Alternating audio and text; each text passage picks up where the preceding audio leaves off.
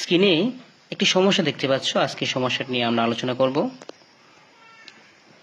সমস্যাটি হচ্ছে যে কোনো বেজোড় সংখ্যার বর্গ একটি বেজোড় সংখ্যা, যেমন 3, 5, 7 এদেরকে বর্গ করলে একটি বেজোড় সংখ্যায় পাওয়া যায়।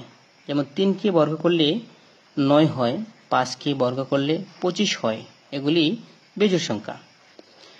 সমাধানের ক্ষেত্রে প্রথমে ধরলাম 2x + 1 একটি বেজোড় সংখ্যা, কিন্তু 2x + 1 কেন বেজোড় সংখ্যা ধরলাম?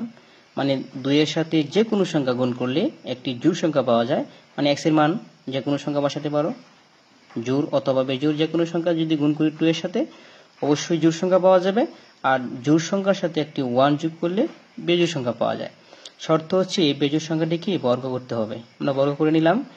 x প্লাস এখানে a প্লাস হোল স্কয়ারের সূত্র a square plus 2ab plus b square. তো ক্যালকুলেশনের মাধ্যমে পাইলাম 4x square plus 4x plus 1। এই দুটি সংখ্যা থেকে 4x কমন নিলে 4x × x প্লাস 1 পাওয়া যায়, সাথে 1 তো আছেই। তো এই ক্ষেত্রে x × x প্লাস 1 দুটি ক্রমিক সংখ্যা।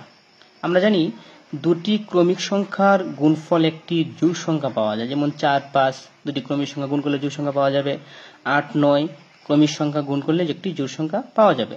তো এটি হচ্ছে জোড় সংখ্যা, এবং এই জোড় সংখ্যাকে যদি আমরা 4 দ্বারা বা আরেকটি জোড় সংখ্যা দ্বারা গুণ করি তাহলে আরেকটি জোড় সংখ্যা পাওয়া যায়। মানে এটা টোটাল 4x × x প্লাস 1 একটি জোড় সংখ্যা। তাহলে জোড় সংখ্যার সাথে যদি আমরা একটা 1 যোগ করি তাহলে কি অবশ্যই সংখ্যাটি একটি বেজোড় সংখ্যা? এর মাধ্যমে প্রমাণিত হয়ে গেল যে কোনো বেজোড় সংখ্যা বর্গ একটি বেজোড় সংখ্যা। আশা করি সবাই বুঝতে পেরেছ। সকলকে ধন্যবাদ।